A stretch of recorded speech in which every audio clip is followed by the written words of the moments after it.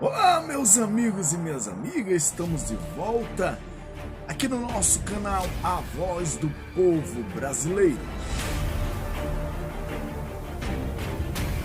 Vamos dividir o vídeo de hoje, como tem sido o nosso Brasil nesses últimos dias, sacudido pelas informações acerca de ideologias de direita, de esquerda, de centro, e como fica você com todos esses acontecimentos que têm acontecido no nosso país. A Al-Qaeda, por exemplo, é a galera que lutou na década de 80 a guerra no Afeganistão contra a invasão soviética. Logo, a Al-Qaeda, o Estado Islâmico e o Boko Haram não têm nenhum tipo de interesse político de elas continuarem existindo para nenhum desses três países. Logo, essas organizações foram consideradas terroristas. E aí eu acho muito esquisito que o critério do Brasil é definir quem são organizações terroristas somente através de votações da ONU. Isso significa que o Brasil não tem valores? Que o Brasil não tem nenhum tipo de critério moral para decidir quem são e quem não são grupos terroristas? Ele vai apenas pela cartilha das Nações Unidas? O que é errado, porque se existem organizações terroristas e há interesses políticos por trás para esses países vetarem uma resolução, como a China já vetou ou a Rússia já vetou, o Brasil vai ficar respeitando decisões de países não democráticos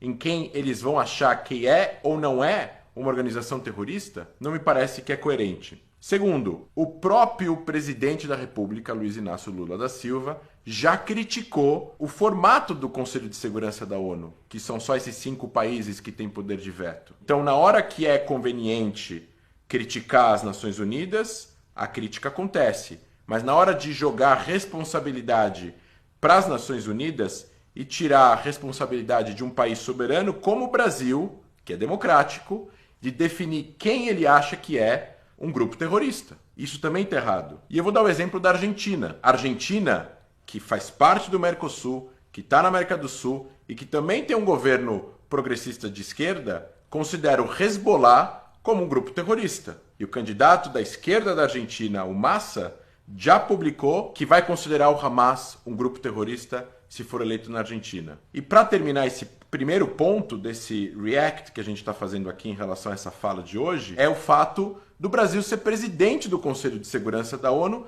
nesse exato momento. O que significa isso? Significa que o Brasil pode, se ele precisa ir através dos mecanismos da ONU para considerar um grupo terrorista, por que o Brasil não então faz uma resolução e propõe uma resolução, uma carta, considerando o Hamas um grupo terrorista para ser votado amanhã no Conselho de Segurança da ONU?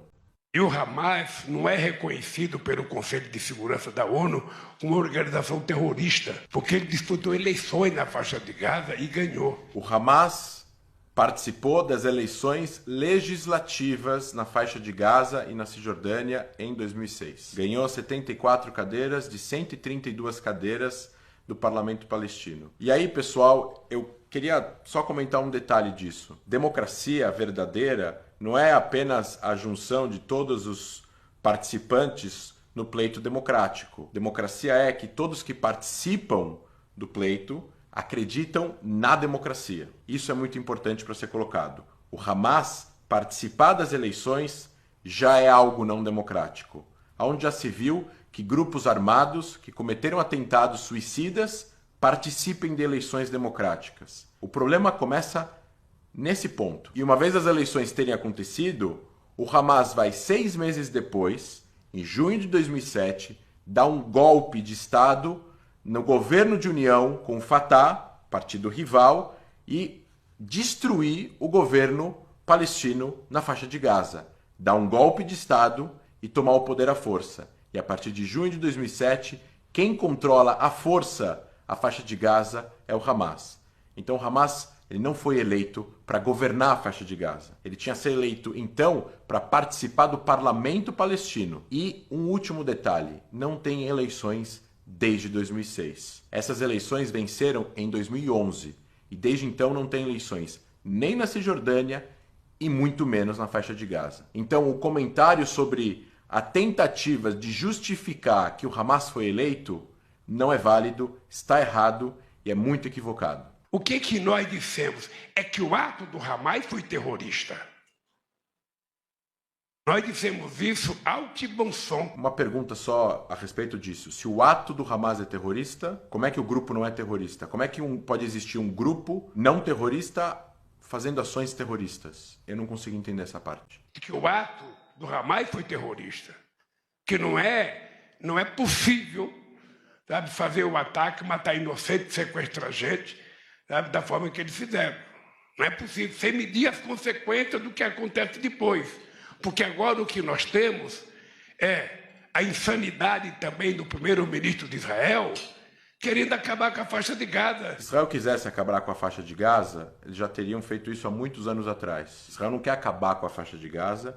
Israel está, inclusive, avisando a população civil da faixa de Gaza para que deixe o norte da faixa de Gaza, que é onde as principais hostilidades estão acontecendo. O Hamas tem o seu centro nervoso no norte da faixa de Gaza, o seu QG fica embaixo do hospital Shifa, que fica dentro da faixa de Gaza, no norte da região. A maior parte dos foguetes disparados contra Israel desde o dia 7 são do norte da faixa de Gaza.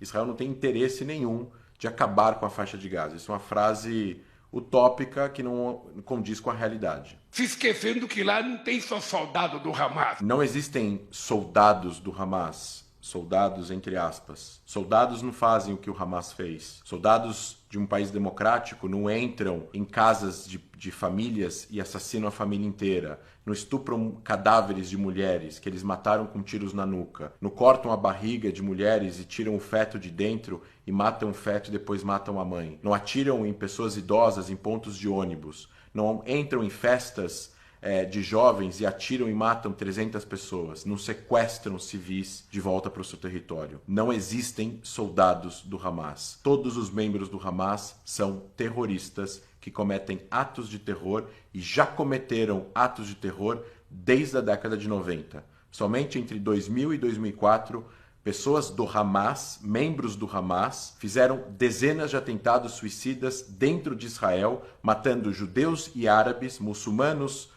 e turistas em atentados terroristas suicidas. A bomba, explodindo cafés, ônibus, restaurantes e discotecas. Não são soldados, são terroristas. Tem mulheres, tem crianças, que são as grandes vítimas dessa guerra.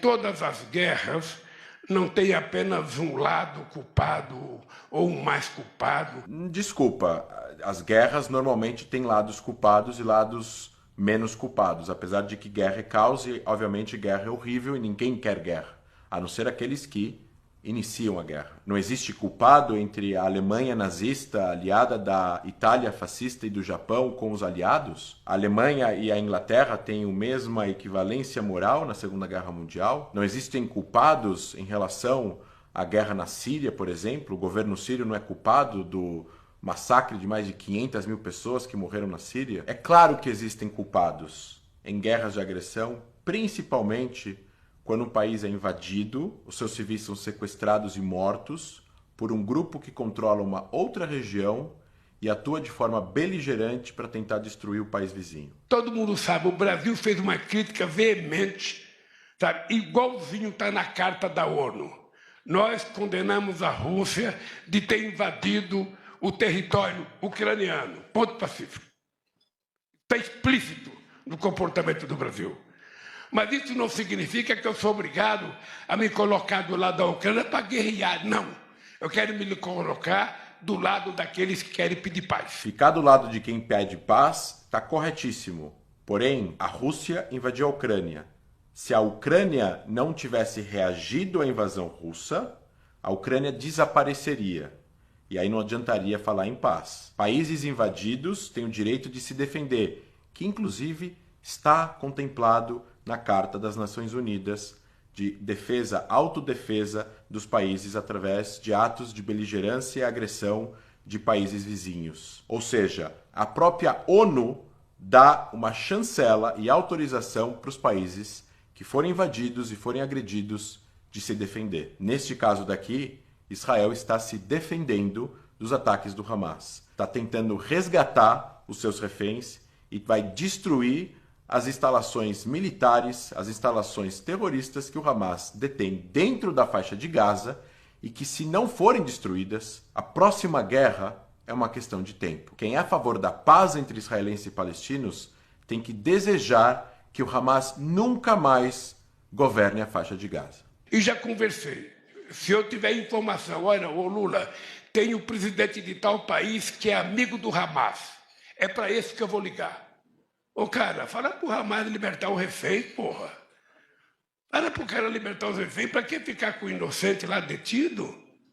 Liberta, tem gente que precisa de remédio para tomar, tem gente que tem arma, liberta os reféns.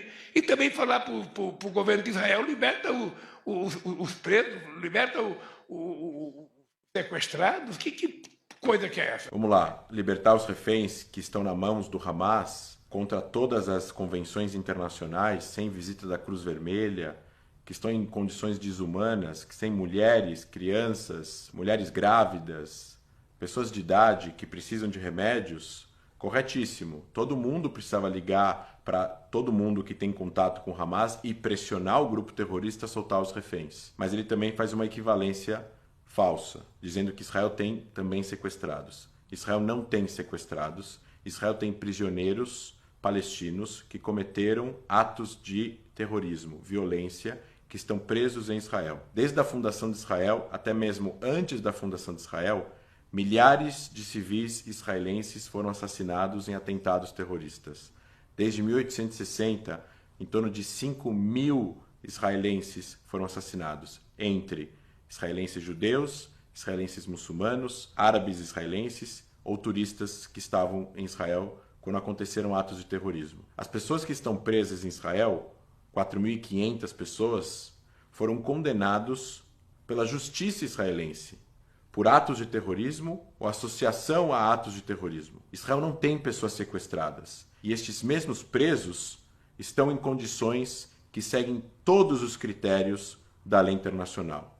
Eles têm acesso às famílias, eles têm comida, eles recebem visitas, eles inclusive podem fazer faculdade, e eles inclusive recebem tratamento médico de ponta. Quando soltaram o soldado israelense Gilad Shalit, que estava sequestrado pelo Hamas entre 2005 e 2010, Israel soltou 1.027 presos palestinos, entre eles Yahya Sinwar, o atual líder do Hamas em Gaza. Ele teve câncer no cérebro e Israel salvou a sua vida. Quando acabou a operação, ele falou Todá, obrigado. Agora a gente está vendo a resposta dele.